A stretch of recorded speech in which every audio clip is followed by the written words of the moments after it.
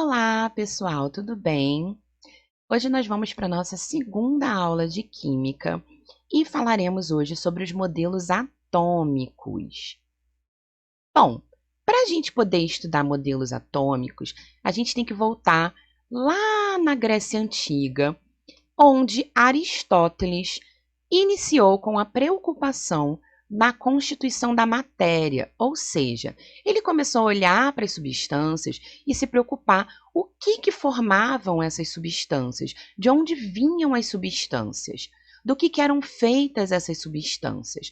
E aí, ele desenvolveu a teoria dos 4 elementos, onde a gente teria o elemento terra, fogo, água e ar.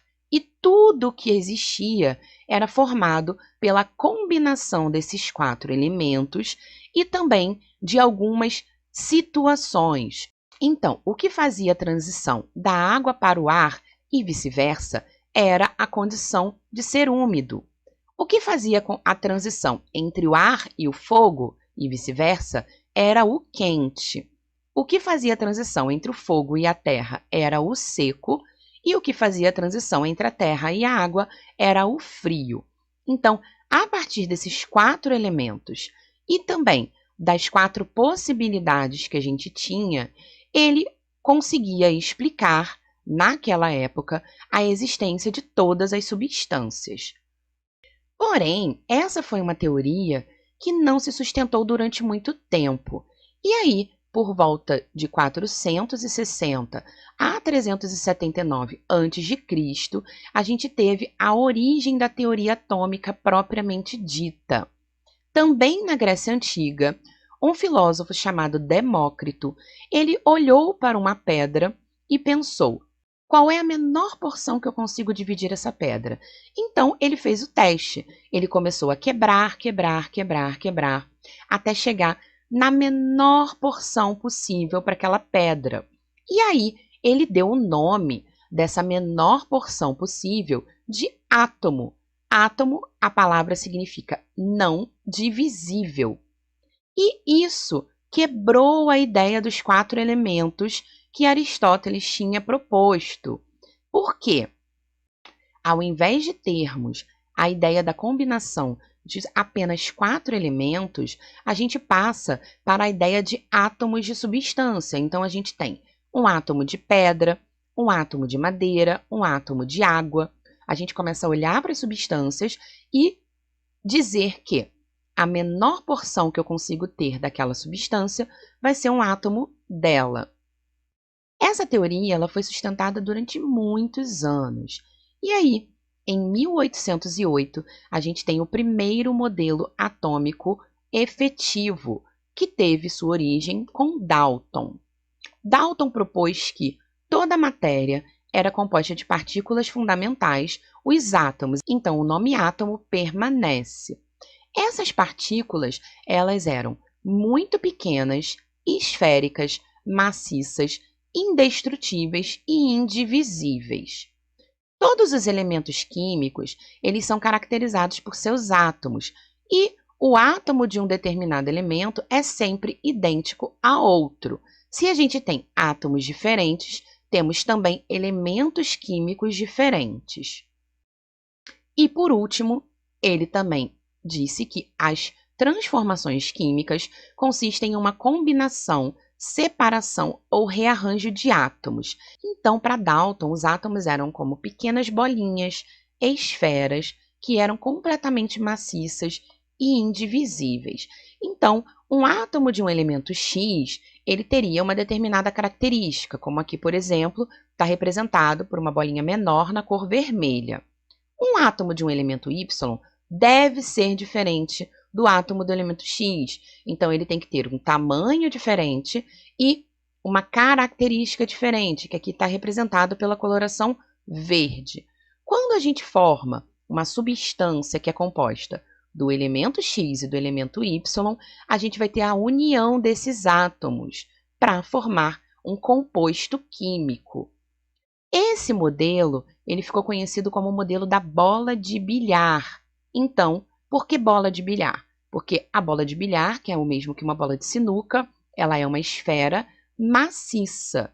Então, a gente faz essa associação para o modelo atômico de Dalton. Então, a representação do átomo, segundo Dalton, ela levou sempre o modelo esférico em consideração. Então, a gente tem aqui alguns elementos químicos da época. O hidrogênio, ele era representado como uma esfera com uma bolinha dentro. O azoto, que depois foi chamado, renomeado de nitrogênio, era com um tracinho. O carbono era dessa forma, o oxigênio dessa forma. Então, aqui a gente tem os elementos que eram considerados na época, lá em 1808. A gente pode perceber aqui que temos alguns elementos que, na verdade, não são elementos químicos, como, por exemplo, a cal, que a gente hoje em dia sabe que é uma substância, a soda, a barita. Então, naquela época, algumas coisas que hoje sabemos que são formadas de mais de um elemento eram chamadas de elemento químico, porque a gente não tinha conhecimento científico suficiente para tirar essa diferença. Então, quando a gente formava um composto químico pelo modelo atômico de Dalton, por exemplo, a água. A água é a união de hidrogênio e oxigênio. Então, a gente tem a esfera que representa o hidrogênio ligada na esfera que representa o oxigênio. Se a gente tem ácido carbônico, é oxigênio com carbono e assim por diante, tá certo? Lembrando que essas representações aqui são para o conhecimento que a gente tinha em 1808. Hoje em dia, a gente sabe que estes compostos aqui, eles não são representados desta forma. 89 anos mais tarde, Thomson apresentou um modelo dele, conseguindo provar que o átomo não era indivisível. Ele utilizou uma aparelhagem denominada de tubo de raios catódicos, ou ampola de Crookes. Aqui a gente tem o link para o vídeo da experiência de Thomson. E esse tubo de raios catódicos, ele era constituído de um tubo de vidro que tinha uma pequena quantidade de gás dentro. Esse tubo de vidro ele era ligado por 2 eletrodos a uma fonte elétrica, ou seja, ele era ligado na eletricidade. Quando o circuito era ligado, aparecia um feixe de raios provenientes do lado negativo dessa ampola, que se dirigia para o lado positivo. E ele denominou esses raios, essas luzes que eram emitidas, como raios catódicos. Então, se a gente olhar aqui como era a ampola, como era o tubo de raios catódicos, a gente tinha o polo negativo e o polo positivo. Quando a corrente elétrica era ligada nesses polos, ele emitia uma luz, que aqui está representada pela luz azul. Quando essa luz, esse feixe de raios catódicos, era submetido a um ímã, ou seja, ele passava um ímã ou na parte de cima ou na parte de baixo, ele observou que essa luz era desviada, indo sempre na direção da placa carregada positivamente. Ou seja, se a gente lembrar que o ímã, a gente tem sempre polo positivo atraindo polo negativo, se o feixe sempre ia para o polo positivo, isso significa que ele tinha que ter carga negativa. Outro ponto importante é que ele fez essa experiência trocando o gás dentro da ampola. E acontecia o mesmo resultado, ou seja, essas cargas positivas elas estavam presentes em qualquer matéria. Desse modo, ele provou que o átomo não era indivisível, porque essas partículas tinham que estar no átomo, já que essas partículas vinham do gás que estava lá dentro, e o gás tem que ser formado de átomos, e ele acabou dando o nome dessas partículas de elétrons, que passam a ser a parte negativa em um átomo. Então, pela separação da radiação, ele chegou à seguinte conclusão: o átomo ele tem que ser ainda uma esfera e ainda maciça, então mantendo essas características do modelo de Dalton, só que essa esfera maciça ela será composta de uma massa positiva com pequenas cargas negativas espalhadas nessa massa, Por que a gente tem que ter a massa positiva? Porque a gente tem que manter a neutralidade do átomo como um todo. Então, se eu tenho cargas negativas espalhadas nele, alguma coisa tem que ser positiva para que no total, positivo com negativo, dê zero. Este modelo ficou conhecido como pudim de passas, por ter uma aparência onde você tem uma massa com algumas coisas pequenas espalhadas nele. Seguindo cronologicamente os modelos atômicos, 14 anos depois, nós tivemos a apresentação do modelo atômico de Rutherford. O modelo atômico de Rutherford, ele levou em consideração que, no final do século XIX, uma nova partícula subatômica foi descoberta e chamada de próton. O próton possui massa 1836 vezes maior que a massa do elétron, porém com carga positiva. Essa descoberta foi feita antes de Rutherford propor o modelo dele. Aí, em 1911, para verificar se os átomos eram maciços, Rutherford bombardeou uma finíssima lâmina de ouro com pequenas partículas de carga elétrica positiva, denominadas partículas alfa, que eram emitidas por um material radioativo. Como era o experimento de Rutherford? Ele colocou dentro de uma caixa feita de chumbo, que possuía apenas um orifício pequeno de saída, essa fonte radioativa, que iria emitir partículas alfa. Então, as partículas alfa, que tinham carga positiva, sairiam por esse orifício da caixa e atingiriam uma lâmina de ouro que estava a uma determinada distância.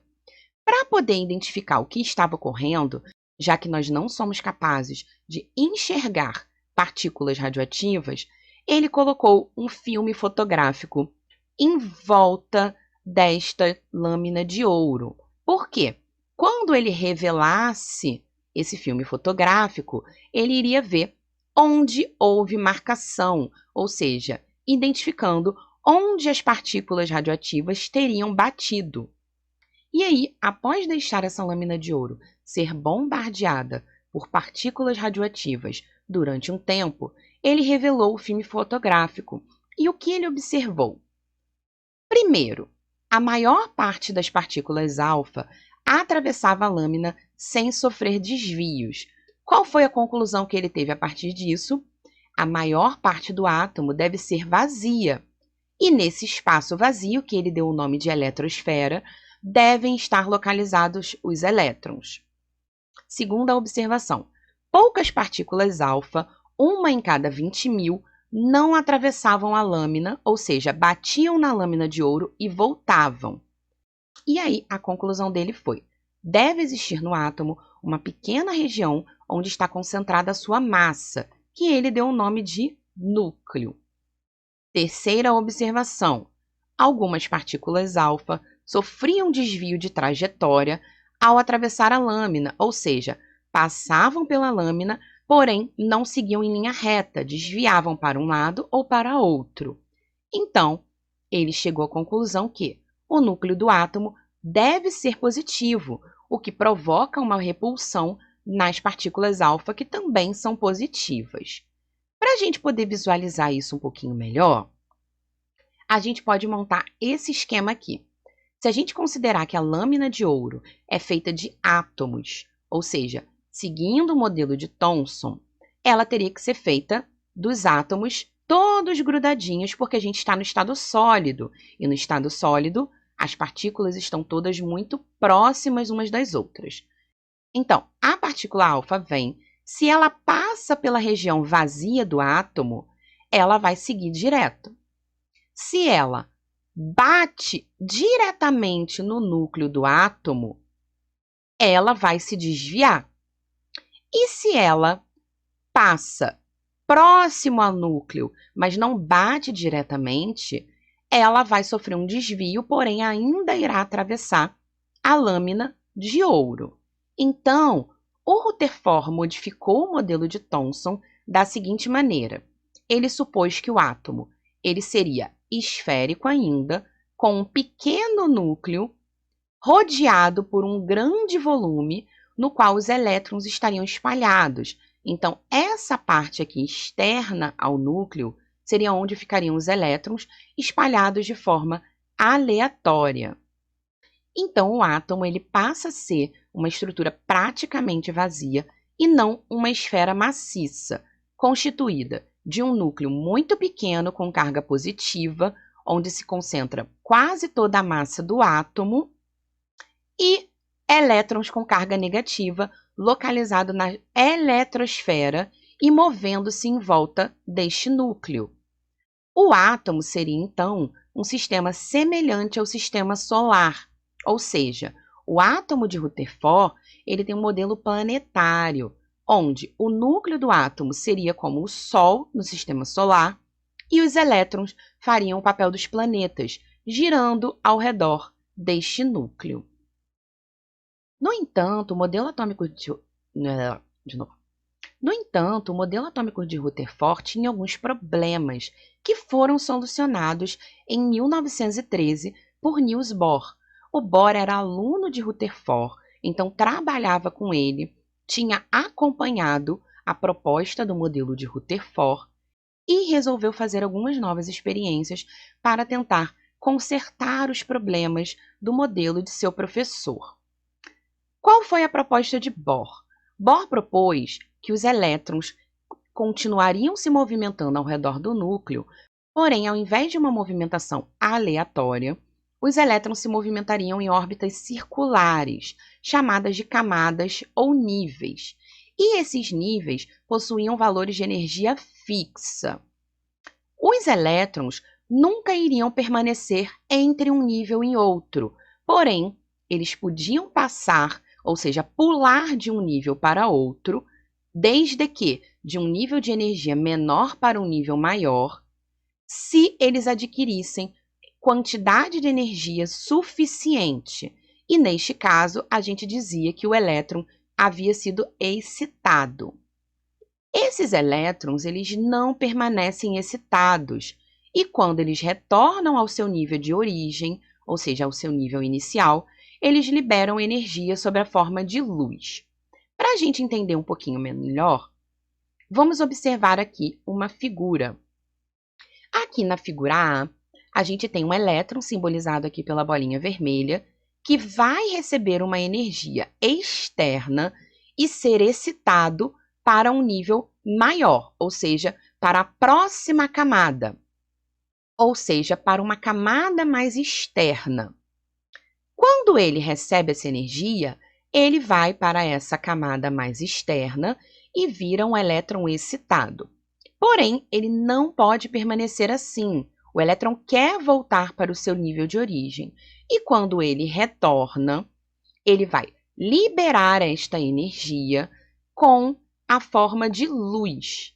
Essa energia adquirida para o elétron pular para outro nível, a gente diz que é uma energia quantizada. O que significa a palavra quantizada? A palavra quantizada, ela deriva da física quântica, que significa valores fixos de energia. Então, o elétron, ele não vai receber a energia gradativamente. É como se ele sofresse uma pancada de energia. E quando ele recebe essa pancada, ele pula para outro nível de energia ou camada de energia. E aí, ao retornar, ele devolve essa energia recebida sob a forma de luz. Então, todo elétron excitado, ele vai receber uma quantidade fixa de energia, uma quantidade quantizada, tá certo? Dependendo da transição que o elétron faz, ou seja, dependendo de para qual nível o elétron vai e, consequentemente, de qual retorno que ele irá fazer, ele vai emitir cores diferentes no que a gente chama de espectro de linhas, que é o resultado dessa transição eletrônica que o elétron faz. Então, a gente tem diversas camadas em um átomo que podem receber nomes, que a gente vai estudar isso mais a fundo posteriormente. Se o elétron, por exemplo, retorna do segundo nível para o primeiro, ele vai emitir uma cor vermelha. Se ele retorna do terceiro nível para o primeiro, ele emite uma cor amarela. do quarto nível para o primeiro, uma cor azul. Essas cores, elas não são fixas, elas vão ser específicas para cada elemento químico. Então, a gente tem aqui apenas um exemplo, tá certo? Então, dependendo de qual a transição eletrônica, dependendo de qual a transição que o elétron faz, ele emite cores diferentes. E essas cores, a frequência delas aumenta de acordo com a distância que o elétron está retornando. Então, se ele vai para um nível muito longe, ele vai emitir cores que têm uma frequência maior, tonalidades de cores numa frequência maior. Se ele está vindo de um nível mais próximo, a frequência daquela cor é um pouquinho menor, tá certo? O modelo atômico de Bohr pode ser aplicado em diversos tipos de situação. Por exemplo, o teste de chama, que é muito utilizado em laboratório para identificar substâncias sólidas. Você coloca fogo em um determinado sólido e, dependendo da cor que ele produzir, ele vai identificar a presença de um determinado metal na sua composição. Fogos de artifício. A coloração do fogo de artifício depende do metal utilizado na sua formação, no seu preparo. Então, se eu quero fogos na cor vermelha, geralmente eu uso átomos de lítio, porque na hora da transição eletrônica vão dar como resultado a coloração vermelha. Se eu quero a coloração azul esverdeada, eu uso cobre. Então, todas as transições, dependendo da cor que elas produzem, eu posso aplicar isso em algumas situações do nosso dia a dia. Letreiros luminosos também são resultado de transição eletrônica. E as teclas e ponteiros fosforescentes, que também são resultado deste modelo atômico de Bohr. Em 1932, a gente teve a descoberta do nêutron, que é uma partícula atômica que não possui carga elétrica. Então, a partir da descoberta do nêutron, a gente tem uma nova formulação do modelo atômico de Bohr. Os nêutrons, eles ficam no núcleo junto com os prótons. E aí, o modelo atômico de Bohr passa a ser: dentro do núcleo, nós temos os prótons e os nêutrons, prótons com carga positiva e nêutrons sem carga elétrica, e na parte da eletrosfera, girando ao redor desse núcleo, nós temos os elétrons, que são as partículas de carga negativa do átomo. De maneira resumida, a gente pode colocar os modelos da seguinte forma: modelo de Dalton, em 1808, é o modelo da bola de bilhar, esfera maciça, indivisível e indestrutível. 1897, modelo de Thomson, modelo do pudim de passas, uma massa positiva com partículas negativas espalhadas nessa massa, mantendo ainda a característica da esfera maciça. 1911, modelo atômico de Rutherford, núcleo muito pequeno, onde se localizam os prótons, com os elétrons girando de forma aleatória ao redor deste núcleo. E modelo de Bohr, 1913, que, a partir da adição dos nêutrons, tem núcleo formado por prótons e nêutrons, muito pequeno, e eletrosfera, com os elétrons girando em níveis ou órbitas fixas de energia, onde a gente pode ter a possibilidade de transições eletrônicas caso este átomo receba energia externa. Tá certo, gente? Bom, essa foi a nossa aula de hoje. Espero que vocês tenham entendido e até a próxima!